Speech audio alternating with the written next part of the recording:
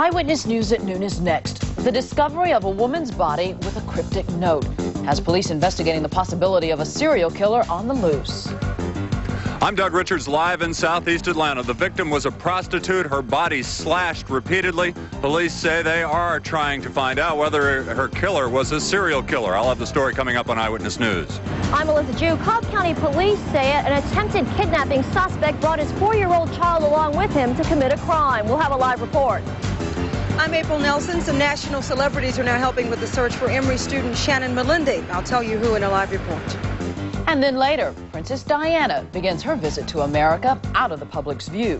All this and a look ahead to the Umbrella Index for the weekend, next on Channel 5 Eyewitness News at noon. 46,000 women died last year, enough to fill this football stadium. Breast cancer is their silent killer. It doesn't have to be. Since all women are at risk, it's essential to spot breast cancer early. Learn how. Free classes are being offered October 19th through the 28th at several area hospitals. For more information, call the American Cancer Society at 816-4994. Isn't it worth sacrificing a little time now to get more time later? The Toyota Source announces 2 big deals. 1, buy all remaining 94 trucks below factory invoice. Yes, up to $2,000 under invoice on tough Toyota trucks. 2, direct from the factory. Executive-driven 94 Camrys, loaded LE, starting from $15,795. Yes, $15,795, only 15 to choose from. Trucks below invoice. Loaded Camrys, $15,795, only at the Toyota Source. Call 1-800-CAMRY-95 or go direct to the Source, I-20 East in Conyers. It's October 20th, 1994. A known prostitute found murdered. Now police want to know if it's the work of a serial killer. Dedicated, determined, dependable. This is Channel 5 Eyewitness News at noon. Good afternoon. I'm Amanda Davis. Jim Axel has the day off. An autopsy will be performed today on a murder victim police and neighbors say was a known prostitute.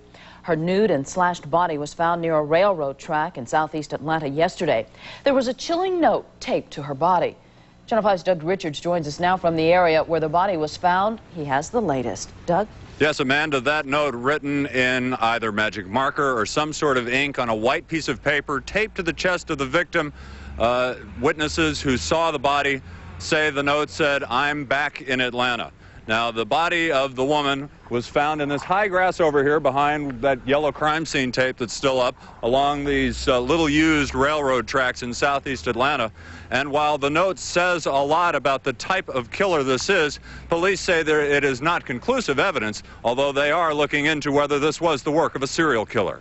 You have to be walking close to that railroad over there to that side to see them. Wilbert Simmons says it was one of the most frightening things he'd ever seen. I didn't see no clothes. I didn't see nothing but her naked body. I didn't see no clothes at all. Police and neighbors said the victim was a prostitute. Police say they are investigating a possible link with the murders of other prostitutes in Atlanta. I said it looked like it might have been 100 cuts on the way it was.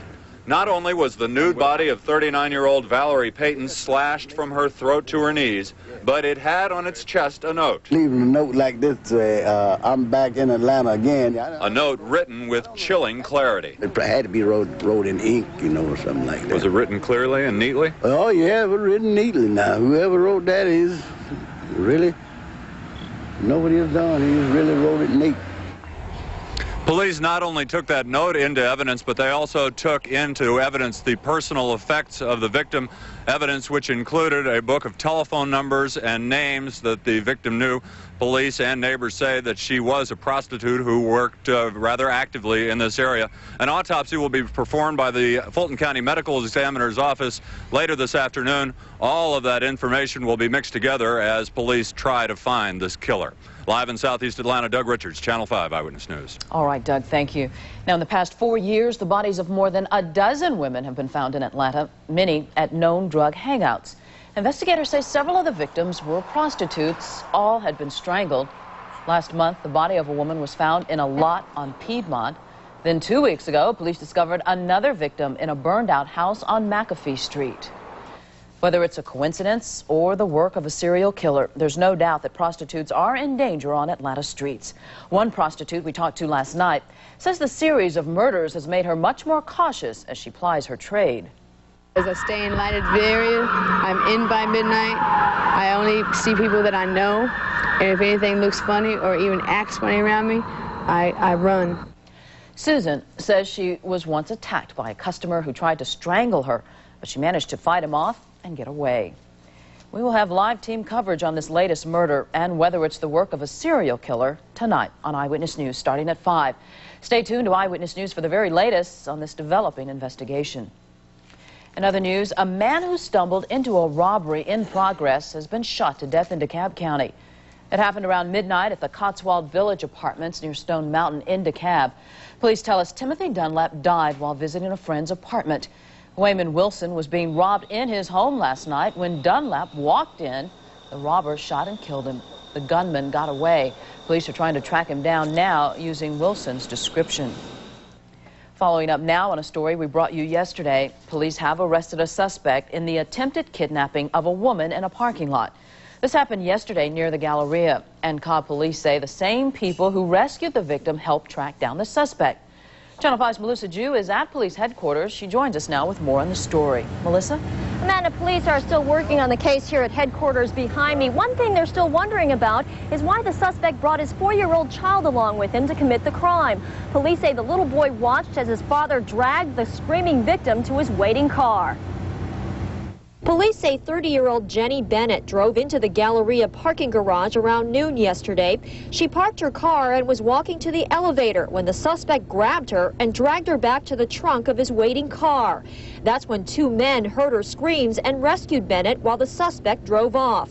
Police arrested 25-year-old Brian Fetter hours later using information provided by witnesses. We had some tag information that was sort of sketchy in one respect, and through a series of checks, we run the tag number back to him. Police say the attempted kidnapping was random, and the suspect was waiting in the garage for a victim walking alone. I believe may have been one of the motivators in this particular case was that apparently she was the only person there at the parking deck at that time, and the 2 men that assisted her just happened to come upon the scene. Now, police arrested the suspect at his Dallas, Georgia home. He is charged with attempted robbery, attempted kidnapping, and aggravated assault. Live in Cobb County Police Headquarters, Melissa Jew, Channel 5 Eyewitness News. All right, thank you, Melissa.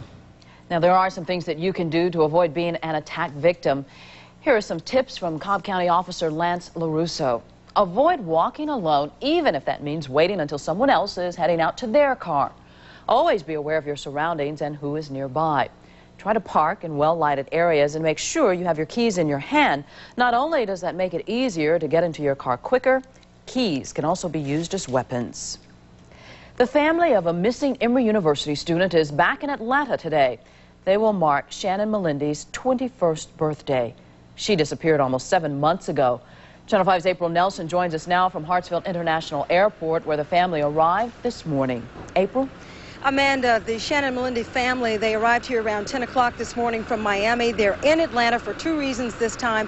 One, as you mentioned, to celebrate their birthday, their daughter's 20th birthday, and also to appeal to the public once again for help in finding their daughter. And this time they brought help in the form of messages from an athlete, Bo Jackson, and actor Andy Garcia. Although his daughter has been missing for almost 7 months, Luis Melindy says he and his family will still celebrate her birthday. Her friends here at Emory has put together a gathering to honor her on this date, and we need to be here. Today, Shannon Melindy would have been 20 years old. The Emory University sophomore disappeared last March. Her longtime friend, Ann Martinez, flew up with the family today. She says she shared many of Shannon's birthdays and doesn't want to miss this one. I've known her for 8 years. We grew up together, and I felt the need to come here and say something on her behalf, to let people know just what a great person, what a beautiful person she is. The Melindys say in addition to celebrating, they will once again ask for the public's help in finding their daughter. 2 celebrities are helping with public service announcements. Hi, I'm Bo Jackson, and I need your help.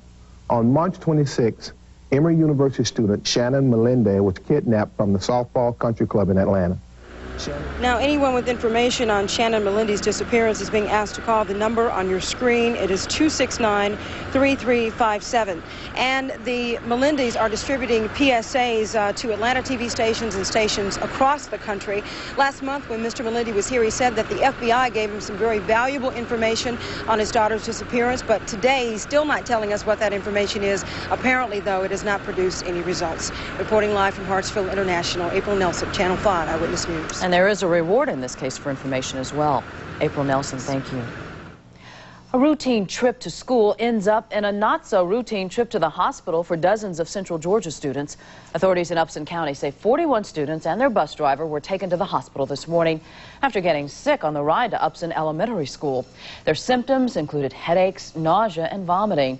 Most were treated and released, but 6 children have been admitted to the hospital.